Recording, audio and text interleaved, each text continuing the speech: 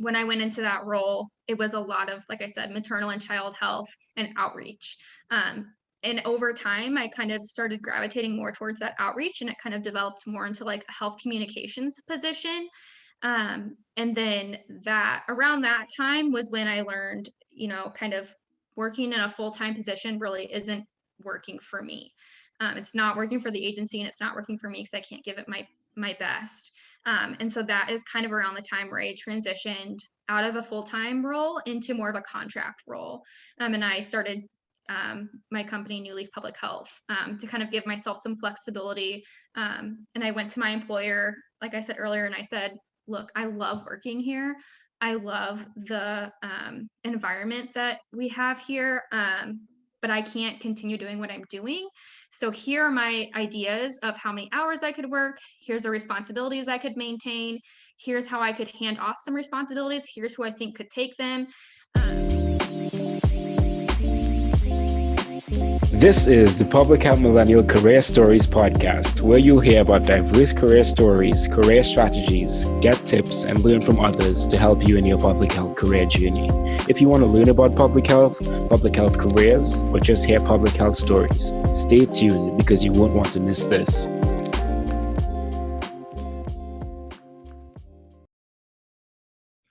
Welcome to the Public Health Millennial Career Stories podcast, episode number 72.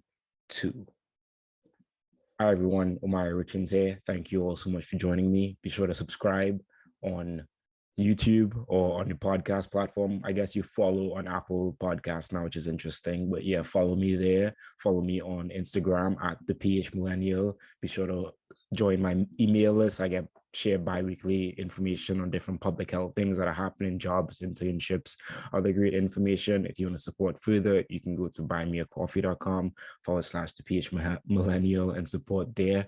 But I really enjoyed today's conversation. It really does show the impact that coronavirus, COVID-19 has had on local public health. And I just wanted to first say thank you to everyone that is on the ground doing all the work that is still needed to combat this pandemic, because it is greatly needed.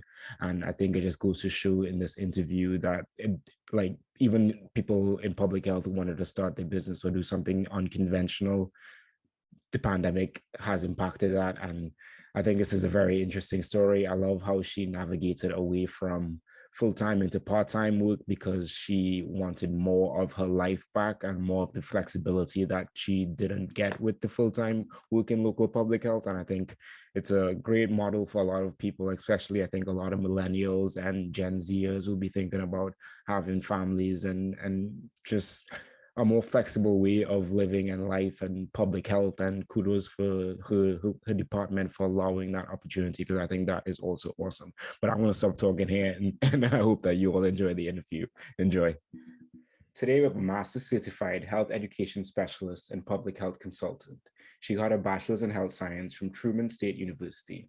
She's gotten the Certified Health Education Specialist certification, and more recently, the Master Certified Health Education Specialist certification. She has many other certifications and trainings, including Child Passenger Safety Technician and Youth Mental Health First Aid. She is the owner and health educator at her consultant business, New Leaf Public Health Consulting, LLC. We have Sarah Valenza, MCHES. Welcome to the show. Thank you. Did I say Very well done on that intro. It sounded great. Awesome. Did I say your name correctly? Yes. Okay, that was the one thing that I forgot to ask, but I'm not even going to edit this part out. This is just casual conversation. How are you doing? I'm good. I'm definitely good. I'm excited to be chatting with you. We rescheduled a few times due to some personal conflicts I had, so I'm good. I'm excited to chat. Yeah, I completely understand. I know like you do like a public health on Friday, going through like a day in the life of what's going on. And I like that a lot. And I know that your children are out and like you're a public health professional, and then there's COVID-19. So a lot of crazy things going on. So reschedule, that's no problem. I'm glad you could make it on the show. Thank you. Yeah. Yeah. So how have you been coping during COVID-19? It's been a challenge. So I work in local public health, which means I'm kind of on not the front lines, but the front lines. And so it's been very challenging, but Luckily, doing fun things like this and spending time with my family and getting to kind of step back a little bit every once in a while has been nice. But I'm basically on COVID all the time, so it's been hard. Yeah, well, I want to say on behalf of myself and all the other public health people listening, thank you so much for the hard work that you're doing on the ground. We really, really appreciate it. And yeah, and I can only imagine how hard it has been, but hopefully people get vaccinated and we can get over this before the next year. But fingers crossed, fingers crossed. Yes, two fingers crossed. Absolutely. So how do you identify, and then tell me a little bit about your personal background?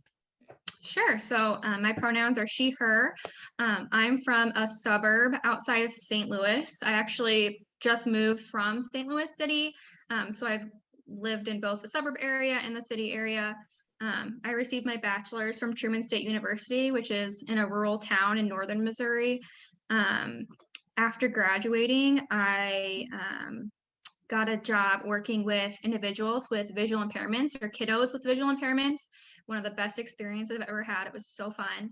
And I'll talk a little bit more about that later. And eventually I started working at a local health department. And I worked at the local level as an employee for about 3 years. And then a lot of people don't talk about this kind of thing, but then I had a kiddo. I had my own kiddo. And that really did change the trajectory for me as a professional. I think it's a little taboo to talk about that, but I think it's important because it's a big part of a lot of people's lives. So I had a kiddo and I really had to transition how I was working.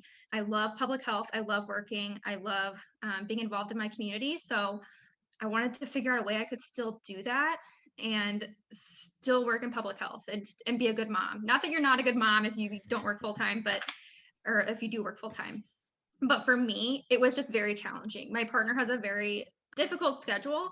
And so it just wasn't working for us at the time. We had to figure out something else. And so around that time is when I started my consulting business, New Leaf Public Health. It actually started just a couple months before COVID started. So the trajectory of it's looked a little different than I expected it to, but it's been a really great experience. It's really allowed me to kind of be more flexible in projects that I take on, in work that I do, even things that I do outside of work that I find interesting that I might have been more limited in while I was a full-time employee with a local health agency. So that's a little bit about the background on kind of where I came from and where I stand now in the public health world. Okay, that is awesome. So let me just clarify, you are working part-time at the local public health agency. Okay, awesome. Yes. Okay, just clarifying that for myself, for later on as well. And thank you so much for bringing up the child changing the trajectory of your career. So when did that happen in your career? So I can ask you about that when we get to that. So I make sure. Yeah, so absolutely. So it really happened soon after she was born. I came back from maternity leave. It was really because the lack of kind of support, not necessarily from my agency, but just as the policy as a whole in the United States, I guess. I had to use up all of my paid time off, and then had to take unpaid time off. And then my kiddo ended up in the hospital. So I didn't have any time off left. So I was burning up time off that I didn't have. And so I was owing the agency this time. So I was essentially only working to pay them back. So it just didn't make sense for me to keep doing that when I knew that this was going to happen again. Like my kid was going to get sick again. At that time, I only had one kiddo. I knew I wanted more than one. So I knew this was going to happen all over again. And it just wasn't realistic. And I think there's a lot of millennials, as we said on the Millennial, podcast, that are in that kind of same situation of I need to work. I want to work, but I also want to have a family and have a life outside of work. And so how can I be innovative and make that happen so that it's convenient for me and also beneficial for my employer? And so that's a little bit of what I did. I know this isn't what you asked, but I went to my employer and I said, here's what I need. Here's what I can do for you. If this doesn't work for you, that's fine. You can fire me, but I'm willing to stay on and help you. And, I listed out all the things I could do, why it would be great for them, how it would save them money. And so that worked. And so I recommend that to a lot of people to, approach your employer with your ideas because they need you. They want to keep you. Absolutely, absolutely. That is great advice. I'm glad that you didn't answer the initial question, but you said that because that makes, like, I think that makes a lot of sense, and a lot of people might be thinking about what they can do. And I think you go in there being proactive and saying, okay, I can't do this because I'm literally just bleeding up my hours, and then my child might get sick again or something else might happen. And let me just say what I can do and how I can benefit the organization, because I think no organization wants to hire like a new full-time person, because that entire process is costly and it's time consuming, and there's a lot that goes into that. So trying to retain someone in a part-time basis is definitely beneficial for a lot of different organizations, especially in your case. And that's awesome that you Yeah. mentioned that. Yeah, and I think especially during COVID, it really like pertains to a lot of people because I know there's people that don't want to send their kiddos to school right now, or their kids are on quarantine. I mean, there's just so many situations, or even if you don't have kiddos but you're immunocompromised, there's just so many different situations where being creative is very helpful, and I did not consider myself creative. So yeah, it was a really big benefit for me. Okay, awesome. And hopefully I can think about some more questions to ask you about this later on. But before we get into like your start in your public health journey, what does public health mean to you? Yeah, so to me, public health is really all about protecting the public and doing the right thing, even when it's really hard, doing your job with integrity, working upstream on issues that affect our everyday lives. And to me, at the heart of public health is education and communication. Because we can have all these really amazing programs, but if we're not communicating about them properly, which I think we've learned a lot during COVID about public health communication and how we have some gaps to fill, we can't get our jobs done. So to me, public health is education and communication about all those other amazing things that we do. Okay, I like that a lot, and I'm not gonna go to, well, I might go on a tangent here, about the public health communication. I feel like it has been very lacking. There have been like two sides all the time, and it's creating like a divide in people's mind on what to do. And another example of this that I was like literally looking up today is the booster shot and what they're recommending, because the Yeah. World Health Organization recently released like a paper on the Lancet about boosters and saying that it's not really necessary, that you're fine with the initial shot. But now the White House is saying that everyone's going to get a booster shot, and now the FDA is doing their own thing with the CDC, and they're kind of like up in the air. And it seems like the White House is going against the WHO, and that like it's interesting time. It's going to put a Yeah. lot of people who are like thinking about getting a vaccine or a booster shot and say, yeah, I'm not going to do it anymore. So and Yeah. another big hiccup. And I think consistency is a big thing. I don't know. You feel like, Yeah. Well, and I was just going to say, and that trickles down all the way to the local level. I mean, because when there's, you know, miscommunications or not clear communications at the world level and then the federal level, that trickles to the state level. And then the local level, we have a really hard time getting our communities to trust us with those messages because it's just not consistent. So that's something that we've really struggled with. We've had a ton of calls around COVID boosters, and just trying to tease that out for people is challenging because it really needs to be like a one-on-one conversation to explain why someone with compromising immune system might need a booster now, and why someone with a normal immune system might not need another shot now. Well, the immunocompromised person, they really just need a third dose. It's not necessarily a booster, it's just part of their primary series. So yeah, I work as a COVID PIO, which is public information officer. So my job is to look at all this information and try and make it easy for people to understand. It's not easy to understand. It's really challenging. So I know there's a lot of criticism of health communication right now, and rightly so. But we're all kind of in a weird, difficult spot when yeah, things just keep changing and they're not consistent. yeah, So yeah. it's definitely hard. Yeah, absolutely, absolutely. It has been an interesting time. There's been, I feel like looking back on it in the next like 2 years or so, there's going to be a lot of analysis that could be done on what the health communication happened. But like when you really come down and think of it, like the president of one of the largest country, one of the most powerful countries in the world in the beginning was saying that this was a hoax, and that in the beginning is like health communication was gone from that, trust and stuff was gone from that point in time. Yep. Um, but it definitely didn't help our case. definitely did not. And here we are today. Anyway, oh yeah, I Yeah. digress. We digress. We digress. So you started off your collegiate career at St. Charles Community College. So tell me about the thought process for that. Yeah, so where I'm from in Missouri, we have this amazing program called the A+ program. I'm not sure exactly its status right now because I did it quite a while ago. But at the time, if you met certain qualifications and you did certain activities, like community service, and you applied for it, you would get 2 free years of community college. And so that's what I did. It was amazing. Me and all my friends actually all did it pretty much together. So we it was kind of a fun transition from high school to college because I still got to see my friends. We made our schedules so that we could have lunch together on Monday, Wednesday, Fridays. So we kind of got a similar college experience while not actually going off to college. But it was really great, especially as someone who I just did not know what I wanted to do at that time. I was not sure what I wanted my major to be, and I didn't want to waste a bunch of money just doing general education courses. Not that that's wrong if anyone's done that. I just knew that wasn't the route for me. So I did actually 1 year at community college, and then I transferred to Truman State for a semester, transferred back to St. Charles Community College because of a medical issue, and then transferred back to Truman again. So I have a really unique back and forth.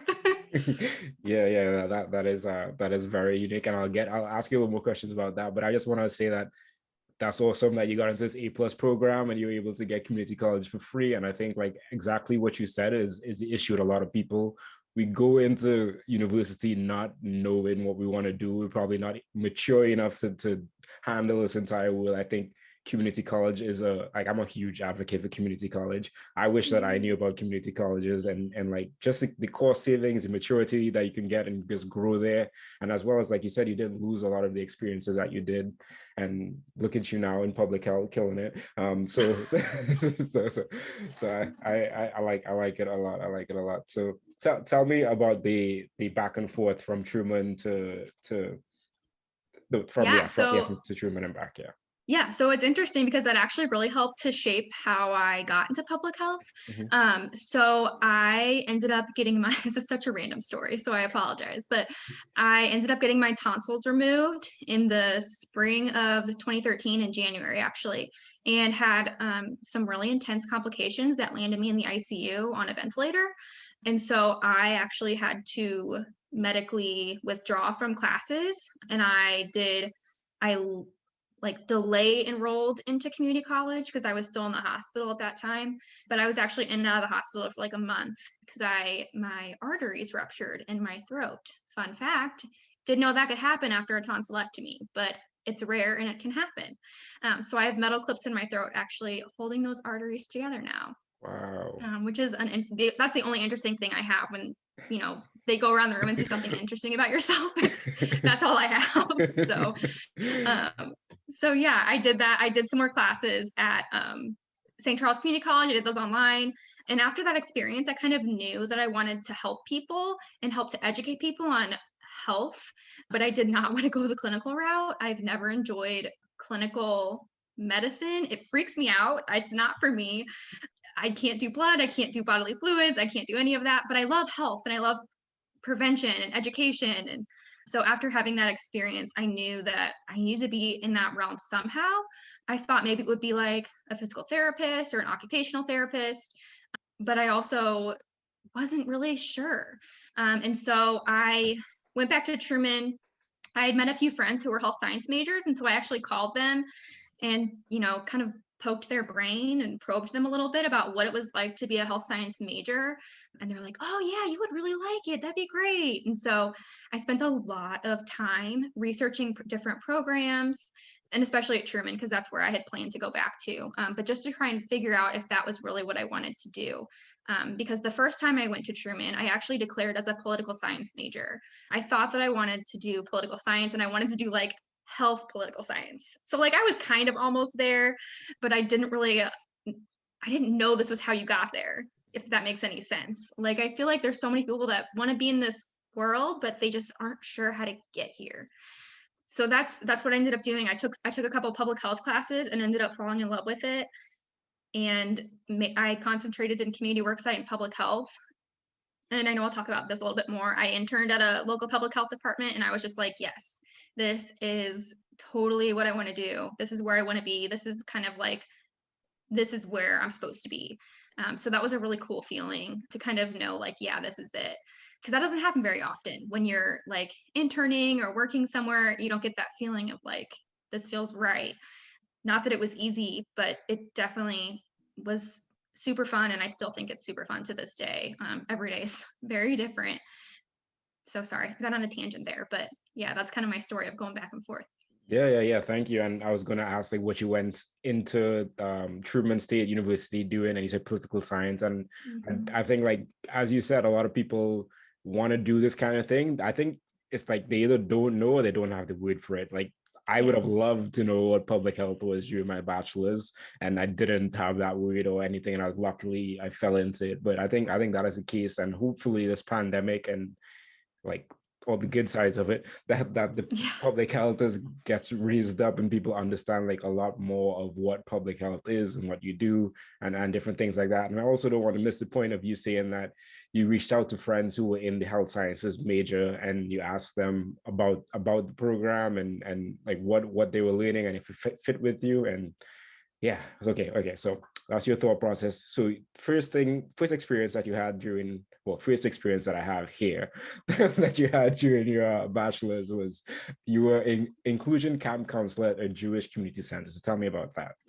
Yeah, so I was a camp counselor during the summer at a local Jewish community center. And inclusion camp counselor in that context basically means a camp counselor for children with disabilities. So it was an amazing experience. I loved it. We basically went Monday through Friday. They were there all day, every day. And then we would go on a field trip every day. So we would take the kiddos out and we would go do community things and just like experience life, but with just a little bit more help. Because a lot of those kiddos, like they just want to do everything that a normal kid does. Mhm. And so we would go to see movies, we would go do community service, we would go volunteer at the food bank, we'd go to the park, we did tons of stuff, and it was just so much fun because at the time I was just a young college student, and these kiddos were not that much younger than me, so it's kind of just like hanging out. And I think that's what people miss a lot when they're you know talking about either children with disabilities or teens with disabilities. A lot of them are actually way more mature than their age because they're used to dealing with adults and not necessarily their peers. So they're just really fun. They're fun to hang out with. They're cool people. They're hilarious people. And so that experience also has really helped shape me in public health because that's a population that we don't always think about, is kids with disabilities and even their families with disabilities. And so I'm really thankful for that experience. It was, like I said, so fun, obviously a little stressful at times, but it was just a really great experience, and I learned a lot from it. That's awesome. I also wanted to say before anyone thinks I'm a bad person, I'm glad that you're off the ventilators and that everything went well after your tonsillitis, your tonsil ordeal. I'm glad Yeah, that we're thank that we're you. good. Yeah, I just wanted to make sure that's on record. So okay. Thank you. I figured, but thank you. Yeah, I'm no fine problem. now. Okay. So that's really awesome that you're able to do that opportunity and work with the kiddos and enjoy it and learn a lot from it. And I think that is a population that is not spoken about a lot. And I think especially I think we have to think about it in family structures because a lot of it is a burden, some not on just themselves but their families, and it definitely does take a toll on all the different things that you have access to in life. And I think like even when we're building buildings and all these different kinds of things, you have to take into consideration all these things that we wouldn't traditionally think about to really have really inclusive and equity driven like Yeah. just infrastructure. I think that Yes. yeah. The built environment is like so key for people with visual impairments. One thing that I didn't know was for people with visual impairments is which I'm sure everyone else knows this, and I just didn't know at the time. The bumps on the sidewalk when you walk up to like cross the street, that's for somebody with a cane so they can feel the edge of the sidewalk and feel the difference. And then also like the chirping of the crosswalks, that's for them. There's just so many amazing things in the built environment that you don't realize are for other people or that they serve a purpose. It's just so cool. I mean, that's all public health. It's just so amazing. I don't know. Sorry, I Yeah, just get so excited about that stuff. I'm like, isn't that just so cool that somebody does that and it affects somebody's life in such a positive way? Man, it's cool. yeah. That I think it's awesome. I think it's like these little things that we don't think about. Like I was talking to someone on another podcast interview the other day, and they were saying that they were doing their pool sanitation for like 500 pools in a county. I'm like, you don't think about someone that has to do that thing, but that is very important for those people that are using Yes. that pool, just like the marks on the sidewalk or for the person that's visually impaired. So it is really amazing how those little things are embedded into our society, and I hope that we can get more inclusivity in that in the future. Yeah. Yeah, Biden's putting out like a couple $1 billion infrastructure plan. Hopefully that he has some inclusivity and equity built into that as well. Yeah, for sure. That'd be great. Definitely. And then also during your time in your bachelor's, you were partners in prevention intern at Truman State University. So tell me a little bit about that. Yes. So I was an intern, like you said, for Partners in Prevention. And so that is a group that's in a lot of different universities. They mostly work to prevent like alcohol injuries and issues in universities. So I managed the budget for them. I met with like the dean of students, the dean of like she's not discipline. I can't think of the right word. But anyway, all of these professors convened. It was a lot of health science professors, and we kind of just worked on initiatives and programs in the university setting that would help to promote healthy behaviors in students. So we did a lot of like social norming campaigns. So we had like backpacks that were like drawstring backpacks that said like, I think it was like 80% of students don't drink and drive or something like that, which it obviously should be 100, but just to kind of like, that was not a good example, but norm that it's not like that's not the normal thing to do. The normal Yeah. thing is not to drink and drive. It's you're out of normal if you're doing that. And just projects like that. So it was a really cool experience. I definitely learned a lot about prevention in that setting and a lot about the university setting. And it's a whole different ball game than I knew it was. Yeah, I feel like campus prevention activities as a whole, like position that someone has on this campus to deal with like prevention and wellness and all those kinds of things. So it's like if someone wants to do that, for people get really passionate about that kind of stuff for like campuses, and it's really interesting to think about. But Yeah. yeah, it is a thing that someone can do in public health as well, like as a job. Yeah, for sure. And I mean, that would be a cool job to get, especially right out of college. Yeah, definitely. And then you also had an experience as a community education intern at St. Charles County Department of Health and Environment. So tell me first, how do you get that? And then a little bit about it. So I was really lucky in the fact that I don't know if this is lucky or not, but my program required an internship. And so through requiring that, one of my professors had developed a ton of relationships through different health departments throughout the state and different agencies throughout the state. And so I knew I wanted to be kind of near where I lived during the summer because normally these internships are unpaid. So I reached out to my professor, who then connected me to the health educator at that health department. And so I reached out to her and she kind of helped walk me through that process of how to apply. And she was my supervisor, and she actually happened to be a graduate of Truman. So it was really cool to kind of see that networking in action of my professor has this Facebook group that when you graduate, she adds you to it. And then she kind of like makes us all network together as alumni. And so it's just a really cool way to see those opportunities happen and come to fruition. So that was how I got introduced to that situation. Okay, that's awesome. And then you said this was where you learned that public health was a thing for you. So tell me more about what you did and how you got to that understanding. Yeah. So this health educator, she did a lot of like group classes, especially in the childcare setting. So she was going into preschools, daycares, high schools, middle schools, any kind of school, and she would do like a health education program. She also went into the juvenile justice center. So she worked with kiddos that were detained. And it was just such a cool experience, especially going into the juvenile justice center. And at one of those, we sat down, and instead of having like a formal presentation, she did more of like a focus group style presentation and just kind of talked with them one-on-one about healthy relationships. Had they ever had a healthy relationship modeled to them? And she just really connected with them on a one-on-one level. And I just thought that was so cool that she had the opportunity to do that, and she got paid to do that. And it was beneficial for those kids because a lot of them didn't realize that, oh, the relationships I've seen from my parents weren't healthy.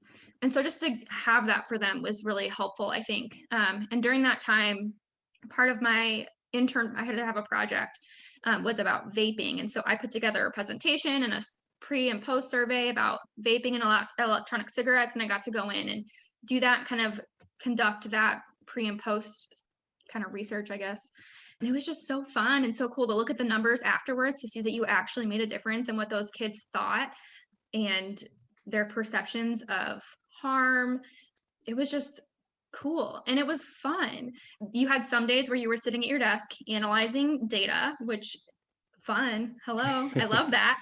Really, I do, but not every day. I don't like to do that 24/7 every day. So there was those other days we're getting out in the community and actually working with the community. Because I think sometimes in public health, you can feel really defeated when you're sitting at your desk all day and you don't get to have those interactions with the community. Because that's a lot of public health, is administering programs, implementing programs, but not actually getting to see them in person.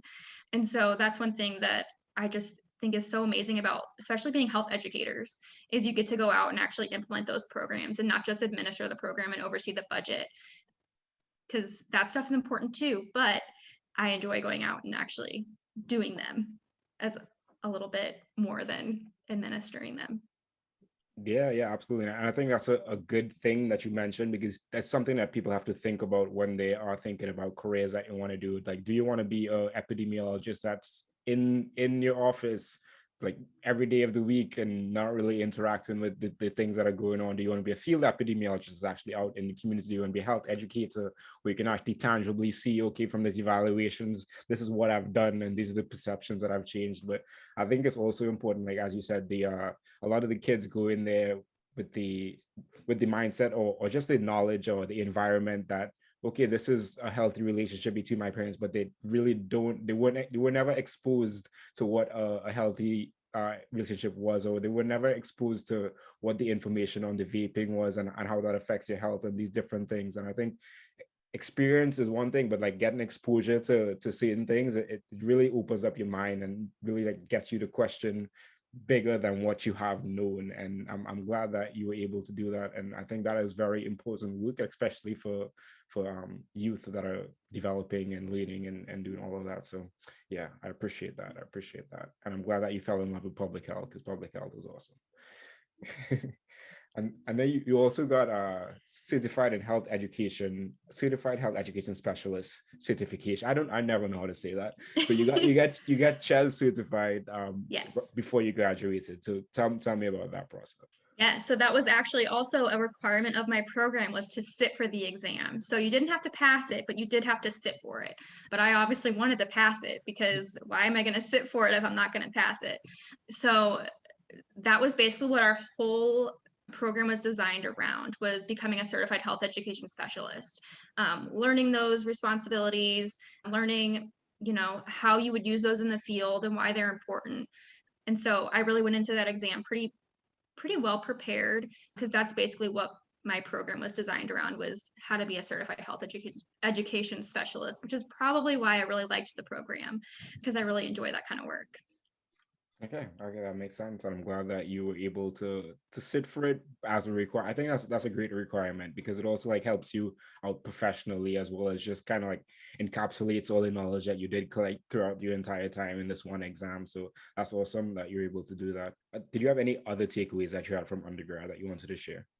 Just probably, I don't know, this is like not necessarily just for undergrad, but also for undergrad, is don't be afraid to speak up and get involved in things. I think a lot of people who are shy, like I was really shy at that time, they're afraid to say the wrong thing. I was always afraid to say the wrong thing in class, or I was nervous that I wouldn't know what to say to the professor if I went to office hours, but just do it because it makes so many really amazing connections. I'm like friends on Instagram with a couple professors. It's really cool to like kind of see what they're up to and they see what I'm up to. So I guess my advice coming out of any type of schooling program is to just make sure you get involved and try and connect with whoever you can. Yeah, that was great advice. And how did you overcome that, saying that you were shy and nervous to go do these things? What was that process for you to overcome that and actually reach out?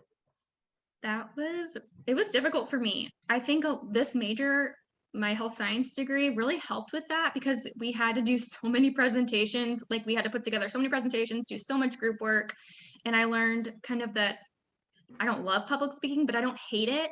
And so I kind of learned that about myself, and I've kind of tried to pull from that experience and kind of funnel that into my everyday life. I'm definitely still a quiet person in my day-to-day life, and I have a small group of people that I hang out with, but I think school was huge for me to kind of branch out and talk to new people, and again, to kind of learn that my voice matters and that people care what I have to say. And I don't know. The biggest thing I think is just learning that your voice matters. That's one thing I really learned and I think is really important for everybody to know, especially people in undergrad. Whether it's in school or in your neighborhood, your community, your voice matters and your opinion really matters. Absolutely. And I think, yeah, just saying that to people, because a lot of people don't get that kind of affirmation from people. So I think when you do have the opportunity, it's always great to say that, because a lot of people are living in a lot of negative environments with a lot of negative things coming down on them. So I Yeah. appreciate that. And yeah, everything. Yeah, I completely agree. And you also got licensed in youth mental health first aid. So tell me about that thought process and that entire process, I guess. Yeah, this one's not as exciting. It was a requirement for the job I had, Okay. which doesn't make it any less like of a valuable certification. But when I started working at the local public health level, that was a requirement for every employee was you had to be certified in youth mental health first aid. The county actually had a grant that would pay for workers to get certified from certain agencies. And that was amazing. It was through the school district. So we got to meet individuals from the school district, teachers, counselors, and kind of connect in that way. Because a lot of our staff doesn't necessarily work directly with youth on a regular basis. Like I would go into schools occasionally, or our WIC clients would come in and they bring their kiddos, but they're 5 and under. So it was just a good way for all the staff to kind of have awareness, not just for work, but for their personal life. Because a lot of our staff have youth as children, as everyone does if they have children. And so yeah, like I said, it was a requirement, but it was a good experience. And I think that every county should have that for all of their like public workers because it really helps to, not just educate that staff, but then that staff turns and helps to educate more people in their community about maybe warning signs or what to do if you see a young person in crisis. Okay. Yeah, that's good that they require it. I think it's good that you mention it because maybe someone is going through their bachelor's and they're like, what can I do to be more competitive? And I think that's a great way to go about it. Like getting that certification or license is something that you can do to really like show that you're both being proactive on the professional side, but you're learning this skill that I think is valuable in a lot of different settings as well. So I'm glad that you mentioned that. And then I wanted to talk specifically about this child passenger safety technician certification license that you have, because I know when I did my internship during my master's of public health, someone there got certified in it, and they said it was a lot more than they ever expected. And now that they are the person on call for when someone comes and brings the car, and they've got to set up the child car, the child seat, is like really arduous process, and there's a lot to remember about that. So, Yes. tell me about your thought process with that. Yeah. And they're very correct. And that's something that a lot of people don't realize, either like just learning about car seats or even before you have a child, how intense and how much knowledge you need for car seats. So when I was hired at my local agency, they needed a car seat technician. And so again, I was a requirement for my role. And so I went to this training, I think it was 4 days, and it's like 4 full days where you're sitting in the classroom and you're learning all about car seats, you're learning about seat belts, you're learning about crash dynamics, you're learning about pedestrian safety, vehicle safety, heat safe, like so many different things that encompass child passenger safety. And then you also have like a practical skills session where you have to actually like install very different types of car seats. There's many different kinds of car seats. And How many do you think estimate? so, I mean, just basic and broad general types. There's a rear facing, like a pumpkin seat that you can snap in and out. And then you have a convertible seat, which goes from rear facing to forward facing. Then you have a combination seat, which is only forward facing, but then it switches from forward facing with a harness to a high back booster to then you can take off the back and it's just a backless booster. Then they also just have regular high backs that don't have a harness. Then there's also boosters that don't have a high back. There's some alternative products on the market, such as a rider safer vest. There's a lot, and no technician is really going to know everything. And that's another thing, that you learn in that process, is that you're not going to know the answers to every single thing when somebody brings in a car seat, because there's so many different brands, styles. We use a lot of resources and like handbooks and calling the manufacturers of the car seats just to make sure we're doing it all correctly. But yeah, it's a lot. But that is, again, one of my favorite pieces that I get to do, because it's that interaction with the public and with the community, and that education piece of, I don't know. One thing that I always say to people is, well, it's great if you can afford a car seat on your own, but if you don't know how to use it, it's really not doing you much good. So we have a car seat distribution program and an education program that I've worked with, and anybody can come in. And one thing that, sorry, now I'm getting on a little bit of a tangent, but one thing that a lot of people don't know is not every fire station or police station is necessarily certified, because a lot of people will just say, well, just go to the fire station, or they'll tell you how to do it at the hospital. Is not true. I will tell you as a parent, it's not true. When you go to the hospital, they don't show you how to strap your kid in. You have to know beforehand. And so we always, make sure to educate parents on saying, if you're not going to go to us, that's totally fine. Just make sure whoever you go to is certified and they're current in their certification, because things do change over time. But it's such a unique, again, another part of public health that I never knew existed, because it's not really clinical health. It's really more on that public health side, but it's prevention. It's a piece that you wouldn't think about unless you were actively involved in it. So it's a really fun little niche area of public health.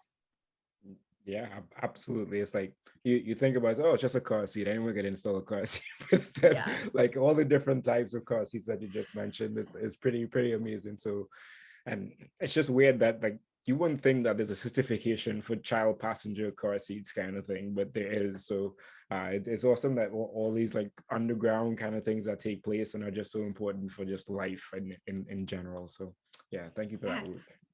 Crazy. There's so many little things about parenthood and just about life in general that they don't teach you about. There's no manual. So yeah. Absolutely.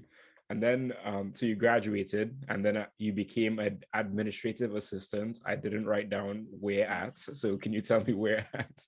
Yes. So it was a couple different places, because it was actually with a temp agency. So when I first graduated, it's not like there were public health jobs all around for you to just apply for and get.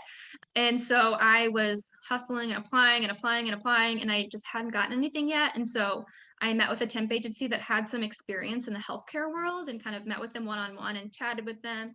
And they gave me some really great advice. They were like, I don't have anything for you right now, but keep applying, and let's put you in like an HR position where you can get a little bit of experience on that side. And at that time, it was great because I was interested in workplace health, like worksite health, but I wasn't really sure how to get into it. So I got to kind of work in that HR side. I really just did, some helpful tasks, some small tasks. I didn't have any huge responsibilities, but it was a good way to kind of get into that area and see if it was something that I kind of clicked with. And I did not. Not that it was a bad experience. It was actually a really great experience, but I just knew that wasn't necessarily where I belonged. So that was kind of how I did that. I kind of was just temping, doing different things until I could really kind of find where I belonged, where I belong. Okay. Well, thank you for that. I'm glad that I think that's good advice. Like, get into this. It's another skill set that you can have, another thing that you can talk about in your experiences and loop it in. And as well as you said, like, you thought that you wanted to get into worksite wellness. And after that experience, it's like, nope, I don't want to do that anymore. And I think that that's just as important as learning like what you do want to do is like what you don't want to do. So Yeah. that is good. And you were also the executive assistant at the St. Louis Area Business Health Coalition, and that was for 3 months. So tell me a little bit about that. Yeah, so I got that job actually through networking with some friends I met through college. I had a friend who was leaving to go to nursing school. She had held this position, and so they were looking for her replacement. And so I applied and interviewed, and it was a really great fit. And so I went and did that for a little bit. I worked with the executive director, and very cool experience. They have a small office, a small staff, so it was a very like close knit staff, but it was a lot more of like health administration type work, which again I had never experienced before, and so I was interested in learning more about. And again, kind of had that moment of like, this is great, but it's not where I fit. That was just not the environment for me. They were all wonderful. The job was wonderful. The work they do is incredible. They work with a lot of large agencies in St. Louis. They work with a lot of insurers. They put together a lot of really amazing events. But that was where I learned that that administrative part of healthcare was again not necessarily for me, and I really thrived in that health education. They had a health educator on their staff, and I got to go shadow her for a couple days, and I was like, oh yeah, this is what I want to do. It was again kind of that reemphasizing of like, this is definitely it, but that just wasn't the role that I was in at the time. And so it just after a while I realized this is just not where I'm supposed to be. So I was about 3 months and left on pretty good terms. And like I said, they're doing amazing work. So Okay, and then so after you left, did you have the other job as a group facilitator at Delta Gamma Center for Children with Visual Impairments secured before you left? yes, so I had that job, I think at the same So, time. okay.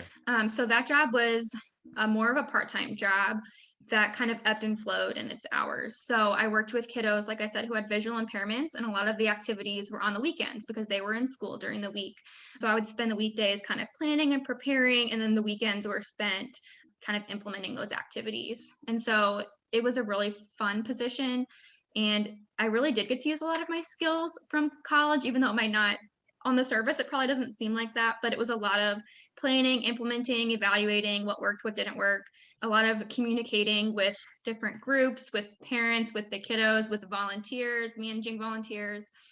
And so I actually came across it. I think it was, I don't know, it was a job listing somewhere. I can't remember exactly where I heard about it, but I applied for it and met with the supervisor. Me and her are still friends. She's awesome. And it just fit. And so I kind of worked in a lot of different programs within that agency. I worked with the teenage group most often. They also started a music program while I was there. And then they also had a program for really little kiddos, like 0 to 3. And so I did that for a little bit as well. And so I kind of just filled in wherever they needed me. And then during that time is when I started working at my local health agency, local public health agency. And so after a time, I couldn't do both at the same time. It was just too much, too many hours. They were not located near each other at all. So it was probably about a 1 hour drive in between the two. So it just, I had to go with my full-time gig at the time. So Yeah, yeah. Fair enough. I think like driving that much is not good for your health yeah. on like a daily Yeah. basis. Um, okay, so you had a couple administrative jobs and then yeah, the group facilitator job, and now you have the job that you're currently in as the public health educator and outreach coordinator at Lincoln County Health Department. Before I ask you about that, I want to ask you like, what was your process like graduating and then doing these assistantship jobs while looking for like a job that you actually felt was more for your calling? What was that process and everything going on in your head? It was really hard, and I think that's something a lot of people don't talk about necessarily. It was frustrating. It took me about a year after graduation to finally land that job that I felt was a good fit for me.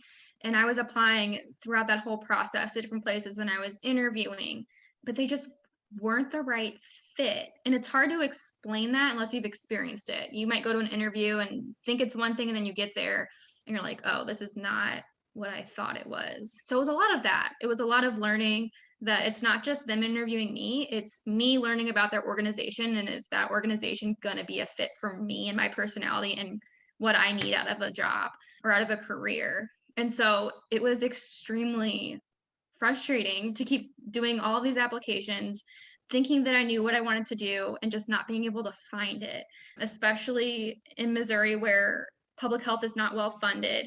It's not like a health educator job really doesn't come up all that often, or at least it didn't at the time. And you're really limited in your geographics unless you want to move.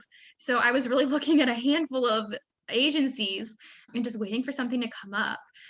And so something finally did, and I met with the administration of the agency that I'm at, and it was really a good fit.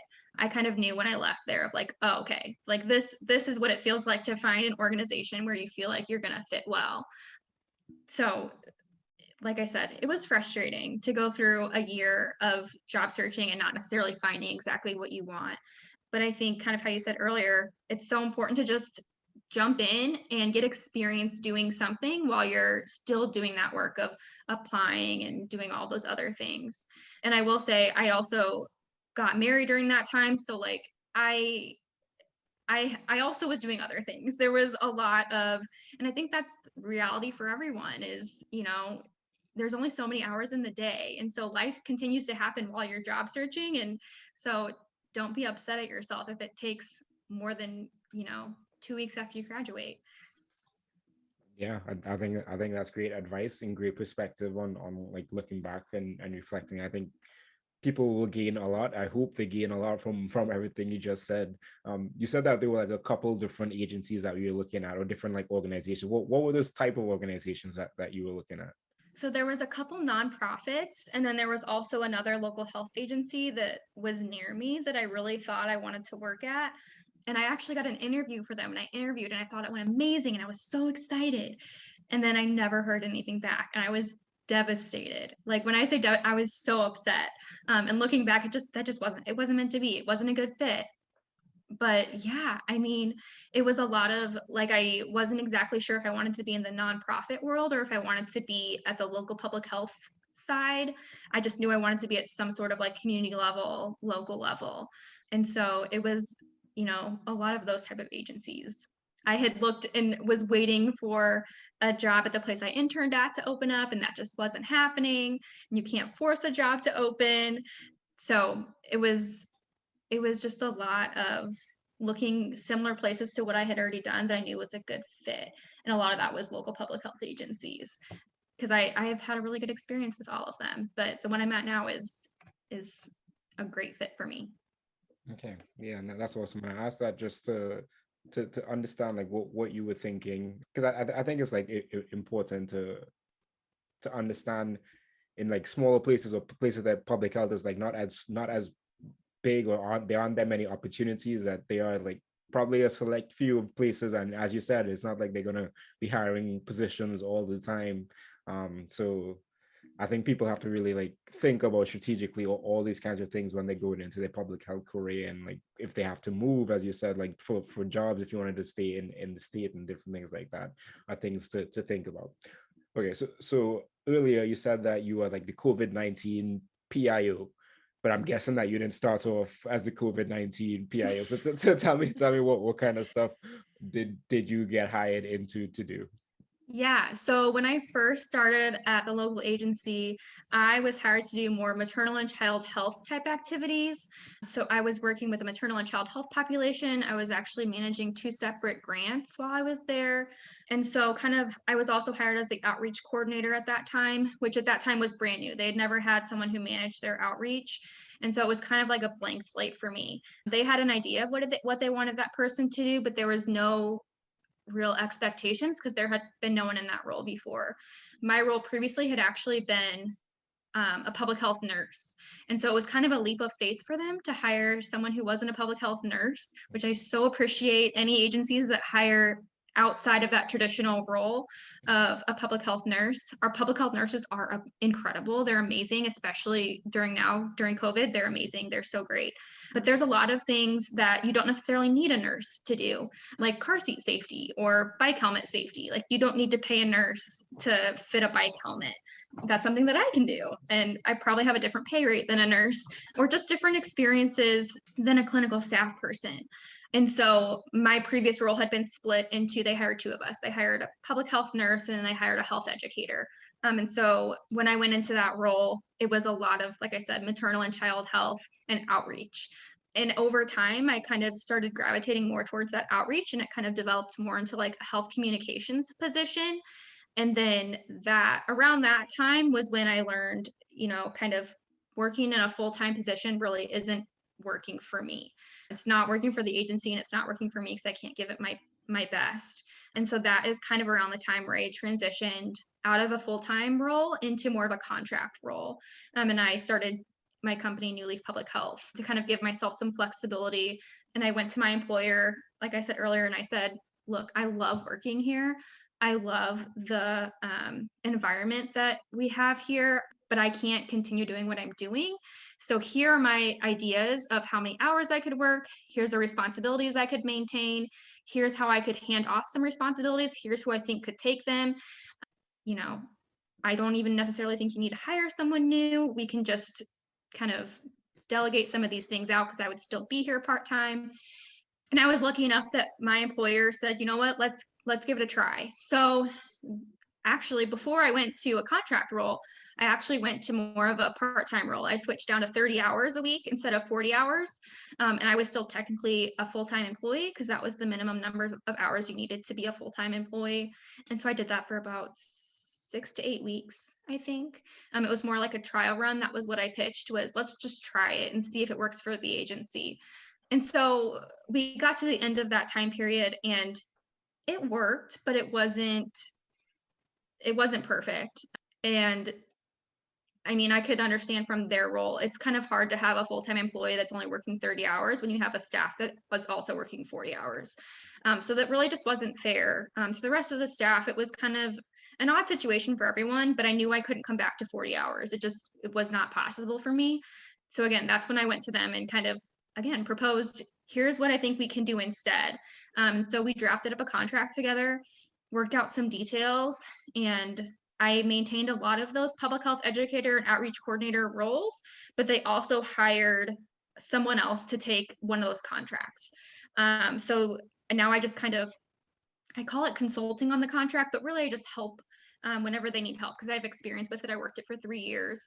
I know a little bit of the ins and outs, and I kind of do that for a lot of their other programs as well because it's kind of that just institutional knowledge of once you've been there. Our staff is only 23 people. And so, during COVID, we've had turnover of, I think it's been like 8 people. So that's a big chunk that's left during COVID. And so having that institutional knowledge of being able to just to ask somebody, how did we used to do this? Or how did so-and-so used to do this? Or why is it like this, is really helpful for the organization. And so I like to think that they value having that in me. I really value having that with them. It's a two-way street of if I'm working on something and I need help, I can go into the office and ask. But I also have the flexibility of I can work remotely from home if I need to, since I'm not I'm not an employee. I'm a contractor. So it's definitely been a good fit for me, and I think for the agency as well, to kind of have a different, I don't know, innovative public health role that's not really traditional. Yeah, what was that negotiation like? What was that talking about? Because first you said like you want to do a test trial of the 30 hours, like full-time, part-time kind of thing, and then that didn't work out really, and then you said you moved to the contract, which I'm guessing is like around 20 hours a week or so. So tell me about that and like the negotiation and the thought process there. Yeah, it was, I think it was really difficult for both myself and for my agency that I work for, because they'd never really done that before. That's not really a traditional, at least in my experience, it's not really a traditional way that local public health employs people, because the benefits are normally really good at public health agencies or any type of like, you know, government position, you normally have good benefits, and that's the incentive to work full time. And so they never really had to worry about that. But I think we're getting to a point where the benefits are great, but I also like, they're not everything. So it was definitely difficult. I did a lot of research. I tried my best to connect with other consultants, especially one really amazing resource was Leah Roman. I'm sure she's been on before. She's amazing. I looked a lot to her and to her group and just did a lot of research on to see what was out there, who was already doing this, what could I learn from them, and what was my value. That was really hard because I think as public health workers, it's hard to know what your value is because especially when you're in a very underfunded state, it's difficult. Most people don't go into public health for the money. And so trying to come up with a rate or, a pay to that you need is it's uncomfy. It's uncomfortable. It's not fun. It's difficult. So basically it was a lot of collaboration. I basically went to them and they let me do a range of hours. So I have a minimum monthly hour limit and I have a cap monthly hour limit. So I could work, I think my minimum currently is set at like just a few hours a week. So I could work just a few hours a week and still meet my contract requirements. I definitely don't do that because I have way more work than that. Or I can flex all the way up to working pretty much full time for them at this point. I mean, it didn't start like that. They didn't have my hours. That's been progressive over the contracts that I've worked with them, was to progress to that way that now they know that, I'm consistent. I provide quality work. I'm reliable. I'm willing to jump in on other projects. And so that has been a big piece of that as well, is making sure that you're providing the service that you say you're going to provide in your contract. But yeah, that negotiation piece was definitely, it was very nerve-wracking for me because like I said, I don't know. In public health, that's just not something that you normally are prepared for, is to negotiate your salary. It's kind of like, it is what it is. It's the range is set and that's what it is. At least that's been my experience, especially in like entry level public health. Yeah, and I think that's probably like similar for a lot of people in like just regular 9 to 5s and wanting to go into like a part-time role. It's like, how do I do this? And as you say that, like it reminds me of the book, The 4-Hour Workweek by Tim Ferriss. I don't know if you've read it or not. I haven't. No, because this sounds like exactly like something like he says about like trying to reduce your time at work, like trying to say these kinds of things. And I don't know, I haven't read it in a couple of years, but it seems like it's a perfect play or similar play from his book of trying to like go to your boss, be proactive and say like, these are the things I can do. Because you really want to take back your life, that's like the real valuable thing here. It's not like money so much as like, I want to enjoy my life. And I think that's what you kind of found out from working and having like kiddos and having these different things come up. It's like, okay, we have all these things, and life and time is the most important thing, and let's really try to get that back somehow. So I think that's really important, and really good that you reached out to Leah. Leah's awesome. Yeah. And Yeah. I think that's like valuable in itself. Like it was very unfamiliar ground for you. It'll probably be unfamiliar ground for most people, and you don't know what to do, and you do sorry, and you don't know the questions that you have to ask, and like what. And I completely understand like not wanting to know your value and saying like, okay, this is how much I'm going to charge for my rates, and all these things are things that we don't usually have to really like deal with. And it is like imposter syndrome creeps in. It's like, am I really with this and that, and like all these different things. So I think that all in itself was really, really great that you mentioned Definitely. all of that. So thank you. Yeah.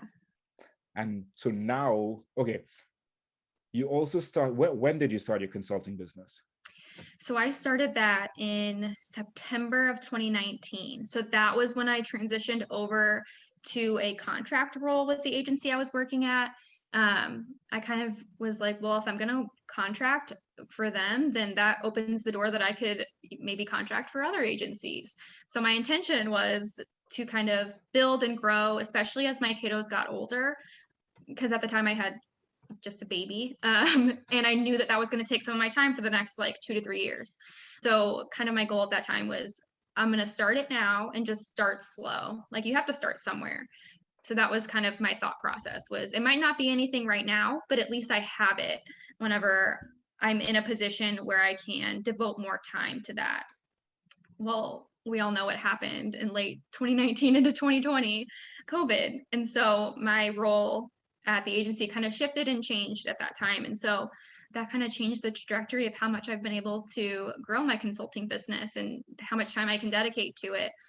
Because I don't know, as a public health worker, it's hard to step away from COVID and from working at that level, even though it's very stressful. It's something that you just feel like when you're in that work, you're just like, I can't stop. Like my community needs, you know, they need help. So anyway, it's been hard to kind of step away from that type of work and devote more time to doing other things, but it's on the back burner. It's there. Yeah, yeah. And I could only imagine like just working deeply in the community around COVID-19 and just how much you see and how much like you feel like you need to do. And I can definitely see why that has affected your consulting business, as well as just industry has been very interesting for public health Yeah. consultants on a whole. But before we ask you about your consulting business more and about your COVID-19 PIO, what you do in that role, so you said that you were thinking about going from like full-time to part-time to contract. Were you also thinking during this time that, okay, I'm going to start a consulting business? And were your conversations with Leah both about like you're talking to your current employers about contracting as well as like your business that you're going to start? Yeah, it was kind of a weird time and it all kind of happened quickly. So my employer knew that if I was going to be contracting for them, that I was going to start a business and kind of move to that route. And that was actually really what they wanted. They wanted to make sure that, if I was going to be a contractor, that they weren't just going to be flipping me, like, because you can't do that. You can't just flip an employee to a contractor and expect them to do the same work. So they really encouraged me to do that, and I wanted to. So that was kind of the route that I took. And so yeah, kind of chatting with Leah a little bit, getting into, she has a networking group for public health consultants. So just kind of looking in there, learning more about that. But I was really lucky that not that I needed the blessing of my employer, but they were aware and they were fine with it and they were really supportive. And again, that's just, I don't know, I think that speaks to the environment that I work in. Is I feel that everyone there is very supportive of each other. Not that it's like sunshine and roses all the time. I don't think any job is sunshine and roses all the time, but it's been a really good experience. And kind of on that note, non-traditional work in public health, we didn't have anyone doing that at my agency, and now we have 3 of us that are kind of doing contract non-traditional work for the agency. And so a lot of people think it's not possible. I did not think it was possible. I didn't think they would say yes to that, but it never hurts to ask and just plan ahead. Like make it so easy for them that all they have to do is say yes.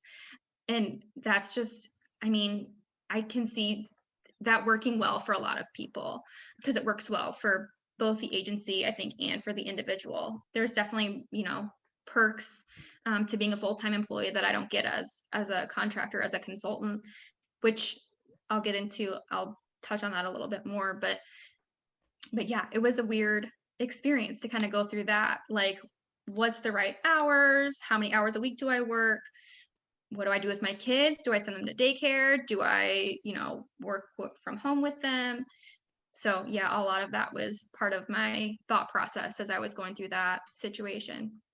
Yeah, definitely a lot there to think about. And while you said like, yeah, talk to the perks or the perks that you don't have anymore, switching from full-time to part-time. Yeah, so I don't have health insurance through my employer anymore. My employer paid all of the premiums for me whenever I was employed, which was amazing. And I had really great health insurance. It was awesome health insurance. I had retirement. I was about to be vested into the state retirement program. There's a lot of perks. The PTO was amazing. I had, holidays off. I had PTO, and I really had a community around me. You don't necessarily have that when you're a contractor. I work out of a contractor's office where there's just a couple of computers set up, and me and the other girls who contract, can work out of that office and share that space. But I don't go to staff meetings. I don't, do any of that kind of group building activities with the staff. And that's one thing that I was really sad to leave whenever I switched from being an employee to a contractor, because that was something I really enjoyed and I loved about having at a workplace was connecting with other people. But one thing that I was going to point out was not that I've replaced it, it's definitely not replaced, but one thing to kind of supplement that is the community of public health professionals on social media, and especially on Instagram, which sounds so silly, but it's just so fun to see other people working in non-traditional public health roles, and to see it working for them and to kind of just even follow their journey, because that's been something that's kind of like helped me throughout COVID, because not only am I not working in an office with a staff of people, I'm just in general not going out as much because COVID. So that's been something that's been really fun since I don't have those perks anymore. Yeah, and I think that is important that you speak to it, because you said like it was a good cultural match for you. And I guess it still is, in the sense that they were able to be flexible enough with you to get this contract role and all of that, but you did lose some of the other like cultural benefits that you get from working with an organization that you did like a lot. But so thank you for sharing all of those. Okay, so tell me more about your COVID PIO work. What do you do as a COVID PIO? Yeah, so there is normally two PIOs at my agency, and just at the time, my supervisor was out on maternity leave. So before I left to be a contractor, I was the lead PIO, and then when I moved to a contract role, I moved into that secondary position. And so when COVID happened, kind of twofold, my supervisor was not in the office currently, and we really just needed someone dedicated to doing that because it was a lot of activities and a lot of work. And so in the beginning, it was a lot of just information gathering, a lot of media monitoring, constantly trying to stay up to date on what's happening.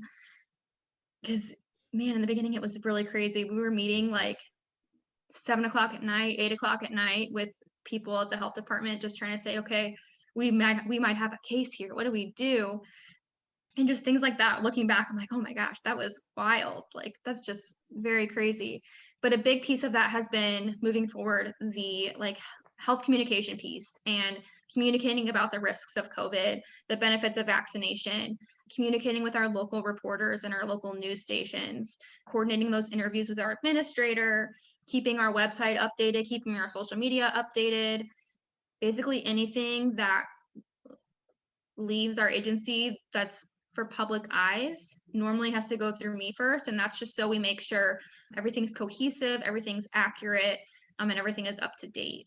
So whenever you're talking about a novel virus and things change a lot, it takes a lot of time to look at all that stuff and make sure that it's not out of date from a week ago, especially when we're talking about like boosters and things like that. Things change really fast. So I kind of have to be adaptable. And if something changes overnight, I have to go to our website and spend some time on the back end, making sure that it's all still accurate and up to date. A lot of answering social media messages and things like that, and monitoring social media comments, which I don't recommend to anyone. It's not fun. Especially not on Facebook. If you're No, doing yeah, Facebook. yeah. Well, wow. I can like only imagine that's just a lot of energy. I feel like because it's like not only is this your job, but this is happening to your life, and it's happening constantly 24/7. And I can imagine like just like the mental burnout from having to do that, and as well as like the physical burnout of having to change those recommendations and different things like that, as well as I think, as you said, it's so important to have those messages flow through one person, so you're just keeping a consistent and coherent message consistently. And because as we do know, like the science does change, and it's difficult for lay people to understand what's going on, and depending on where they get the information from, they might be getting misinformation, or somebody might have said something the wrong way and now they're confused, and there's a lot of different things that go into that. So yeah, and as we spoke about earlier, like the public health communication on the large scale has not not been something like to model on a more local scale. But yeah, that's awesome that you are doing that work, and thank you for it, because it's very, very important as we continue to battle this virus. Well, thank you, because it doesn't always feel like we're doing a good job because things are not improving right now. So, but yeah, it is definitely, it's been a very unique experience going through it. When I close my laptop and try and get away from work, it's not like I can just, go, to the store, to the grocery shop and not think about it, because you walk into the grocery store and then I'm, irritated because no one's wearing a mask. And then, just things like that it has been challenging. And I think that's why a lot of people in like local public health and state public health are having a hard time in leaving their positions, is because and healthcare workers, honestly, because, they're seeing one thing and then they're seeing the general public do something else. And it can be very frustrating and kind of hard to cope with at times. But yeah, it's just something you kind of learn how to, you got to just move on and try to compartmentalize as best you can. Yeah, that I could definitely understand that, because yeah, it could definitely be very disheartening. But like, imagine if you weren't there doing that work, like what would be what would we be in? It'd be like, I don't know, World War III out there. So it is very important work that you're doing, regardless of like how it mightn't seem, because we have these certain people out there that are not doing the thing that's good for other people out there. But that's neither here nor there. So let's get to your consulting business. So you are the owner / health educator at New Leaf Public Health Consulting LLC. So you spoke a little bit about the thought process around it, like going to contract, and then you had more time where you can do this consulting. And I know, as you also mentioned, the trajectory of the business has not been what you thought it would be because of your other responsibilities with your job and COVID-19 and everything else, and probably your kiddos and like, et cetera, et cetera, et cetera. But tell me about, like, when you started this, what was the thought process of what you would do, and different things like that. Yeah, so originally when I first started, my original thought was that I was going to try and start doing more child passenger safety education. My thought was, I'm going to contact local pediatricians, I'm going to contact local doulas, local like parent education groups, and I'm going to try and kind of get into that scene, because I feel like that's a really big need, especially where I'm at, is that education. And there's just some really amazing potential for some partnerships.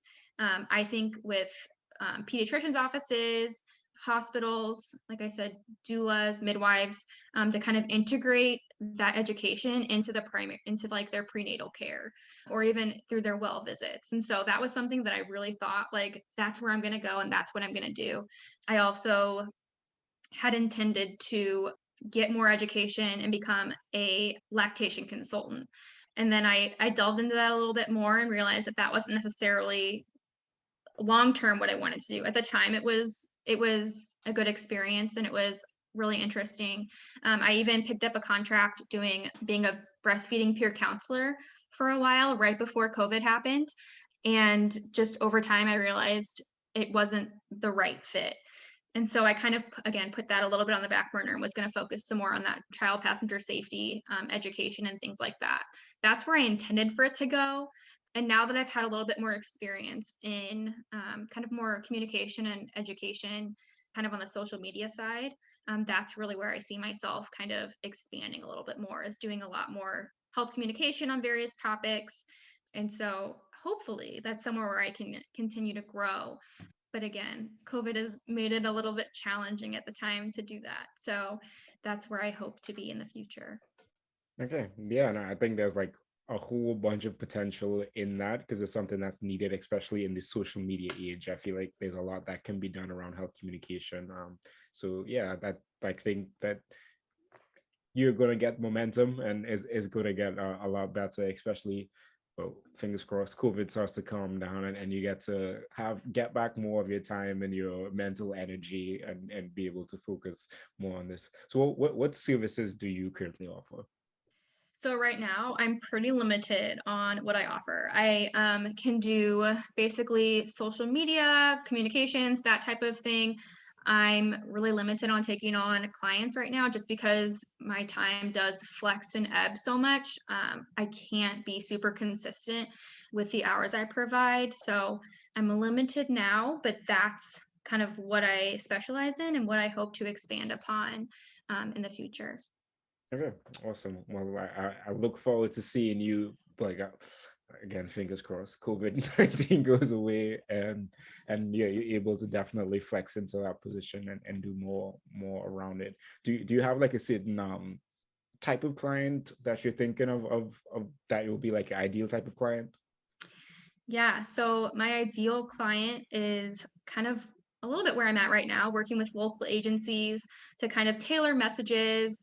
I really think it'd be a fun project to work with some agencies that work with individuals with disabilities to kind of help bring a little bit of that health experience to their messaging to their clients. So a lot of like nonprofits or local community agencies, that's kind of like my sweet spot of where I think I do the best work. Yeah, and definitely very, very needed, as we like stated earlier, and that's awesome. And then you also have like you also have your master's MCHES, Master Yeah. Certified Health Education Specialist certification. Tell me about the thought process for that, and Yeah. when did you get it? I sat for that earlier this year in the spring. So I had originally signed up to take that in the fall of last year. I got a little ambitious. COVID had calmed down a little bit, and I was like, wow, I have all this free time. This is amazing. It was right after the first surge. And Mm. so I was like, I'm going to sit for this exam and it's going to be amazing. And I was expecting a baby. And so I actually signed up to take the exam like 2 weeks after I had my baby, which was not, look in hindsight, that's just not a good idea. You're not sleeping, you don't have time to prep for that. And then essentially right after I had signed up, COVID picked up. And so it just got very crazy. But I had always known that I wanted to sit for that credential and I wanted to get that eventually, kind of in a similar way of eventually I want to go back and get my master's in public health. It's just something that eventually I know I'll do. It's not necessarily like in my plans right now, but this was also a credential that I eventually knew I wanted to get and I wanted to sit for. And so luckily a lot of the work that I've done at the local level and in my other experiences really translated well to that certification. So when I was studying for that and kind of reviewing information for that, a lot of it was things that I've already been doing and that I already had done. And I credit a lot of that again to the program that I studied in for undergrad. It was really crafted around being a certified health education specialist and doing that role well.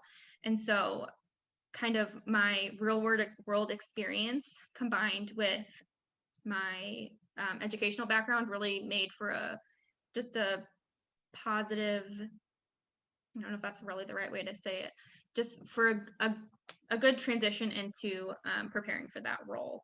And so like I said, I was originally supposed to sit for it in the fall. I think it was in like September of 2020. And so I actually ended up deferring that until this spring, thinking that COVID would slow down a little bit. It did and it didn't. So I was like, well, I'm not going to defer it again. So I'm just going to sit for it. I'll study as much as I can, but if I don't pass it, I'm not going to be hard on myself because I just, I'm not as prepared as I wanted to be. But like I said, going into it, I think I was more prepared than I thought just based on my real world experience, especially during COVID, really helped to kind of connect some of those pieces for that exam. So it was just a personal goal of mine. I didn't necessarily need to have it. I think a lot of people in public health have a similar mindset of, well, I don't need this certification, but it'd be really cool to have. And it's something that I'm interested in. So maybe I should do that. And that was kind of the thought behind that of like, well, I really want this. I wonder if I could do it. And just a challenge that I kind of pushed myself towards. Yeah, that's awesome. Congratulations. Sorry about the I guess bad ambitions to take it in for Yeah. 2020. Like I think it's good that you were optimistic about it then. Not after the pregnancy. I think like that's a little very, very ambitious. Yeah, that It's was not thinking clearly at that time. I don't think I was just so excited that COVID had slowed down, and it's kind of that moment of like, wow, I have all this amazing time. What am I going to do with all this time? Yeah, that time went away very quickly. Yeah, I could only imagine. And I was gonna ask you like, what was the level of difficulty between the CHES and the MCHES? But like, I feel like that's not a fair question to ask you. Granted that you did do this in a very challenging time with a lot of different things going on for your MCHES. So I'm just gonna defer that question, but I do look forward to like you developing your business, and then if you do go and get your MPH, we'll definitely have you back on in a couple of years or so. And I look forward to like hearing how the story is unfolded from there. That definitely. I was gonna ask you something else. So we've gone through your public health story and then everything that you learned. Like, where would you like to see yourself in the future? So in the future, I'd really like to see myself just continuing to grow. I mentioned a little bit that possibly going back and getting my master's of public health. I think that would be a really beneficial experience to have.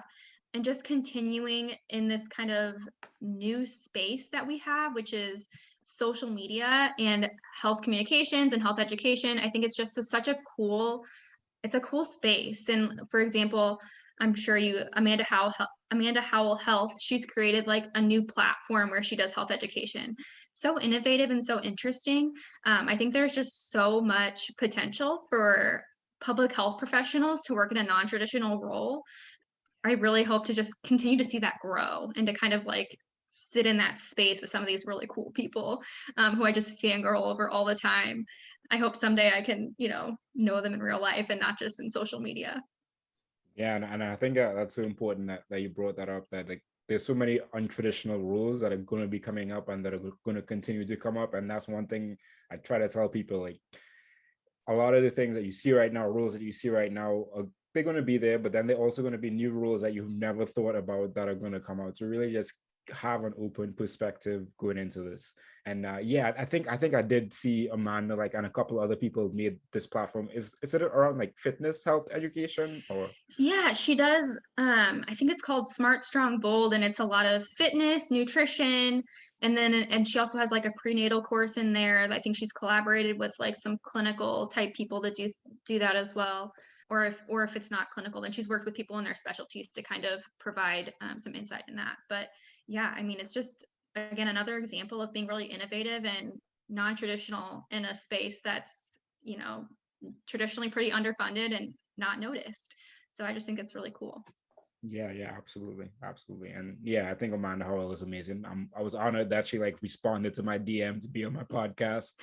And I'm honored every time she shares me like on her story about like public health career stuff. I'm like, oh hell yeah, thank you, Amanda. Yeah, she's a very cool person to follow. Yes, she is very out there and she doesn't like hold back about her opinions, Yeah. which I like a lot too. Yeah. And I do remember the question I was going to ask you. You had a baby during COVID-19. What was that experience like for you? Yeah, it was really hard. I wish I could sugarcoat it and say that, it was a lovely experience. It really wasn't, especially challenging when not everyone agrees on mitigation, on masks, on, just in general, if COVID is real or not. It makes the world a really scary place when you have a brand new baby. And so we stayed pretty sheltered for probably about 4 months until we could get my kiddo some immunizations and get him a little bit more protected. But yeah, it was hard and it's still hard. We did have our children in part-time daycare at one point earlier this year. We actually pulled them out about a month ago when they started getting sick because their childcare provider really didn't have any mitigation strategies in place. When there was low spread, that was a risk that I was comfortable with. But as transmission increased and their exposures increased due to more school-age kiddos coming into their building, it was just a risk that I wasn't comfortable tolerating. So our kiddos are currently at home with us. Me and my husband split time on, who's working and who's watching them. And so it's been difficult not only having a newborn, but having a kiddo in general, especially one that's not eligible for vaccines yet, because it's just a hard time right now. They're not well protected. And so yeah, it just really depends on how risk tolerant you are. And I think since I work in the field, it's hard for me to be risk tolerant because I see every aspect, and I sometimes I have to step back and say, is this too much or is it appropriate? So that's definitely been a struggle as well during this time of, am I too involved or is this just the appropriate level of awareness that a public health professional would have.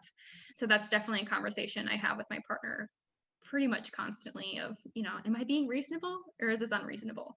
So it's been a lot of compromise and a lot of just new experiences as a parent that I never thought I would have. Yeah, absolutely. So many unknowns and things that you didn't think about that would you have to think about now and consider. And yeah, as you said, it definitely depends on like how risk averse you are in dealing with all of that. But it's like a new virus that we don't really know too much about. We're learning more like every day as it goes on. So it is a very, very interesting place. And I think it's good that you have like a partner to soundboard off of and say like, am I being reasonable? Am I being like a public health crazy person across there? Which is totally fine. We love public health crazy people sometimes, so that's fine as well.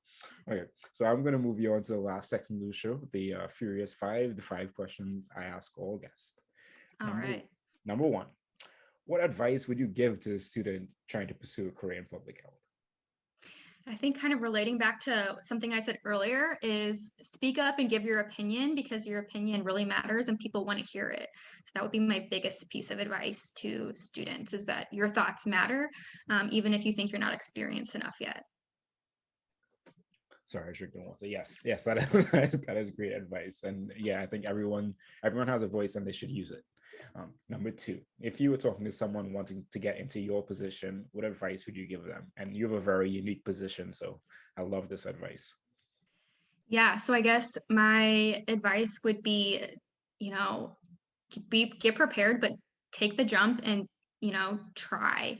And like I said before, my employer didn't have any really non-traditional employees at that time. And like I said, there's 3 of us now. So it's been a really great experience and it's never going to happen if you don't try. So the worst they can say is no, and you're in your position that you were already in. So be innovative. That's my biggest advice is just try to be innovative. Think outside the box. Yeah, that's great advice. And we need a lot more innovation in public health. That is for sure. Number 3, what's something you're working on improving in your life right now? Probably balance. Since I do have a more non-traditional role and I can work remotely, I can open up my laptop at any time and try and work. And I try to do that when my kids are sleeping, but really gotta balance like how much time am I spending on my computer versus, spending time with my actual family outside of, thinking about COVID. So really working on balance and saying no to things that I just don't have time for because I'm not good at that either. Okay, and I think that's something that a lot of people, especially people working in COVID right now, are working on around like balance. Number 4, what professionally do you recommend? Anything? Obviously this podcast, awesome. And then also, again, I kind of already mentioned this, but and it sounds silly, but Instagram or other social media platforms to connect with other professionals, especially if you're more of that non-traditional or you want to get into that non-traditional role, it's a really good way to connect and just to see what others are doing and to get ideas and just, talk to cool people and get some good ideas. So that would definitely be something that I recommend. Again, it sounds silly as a professional, but I've found it very useful and not only way to connect, but a good way to kind of, look and see that I'm not crazy. I'm not the only public health professional out there that's looking around going, what the heck is going on? So yeah. Yeah, I think that's great advice. And community is just like so important. And last but not least, where can people connect with you?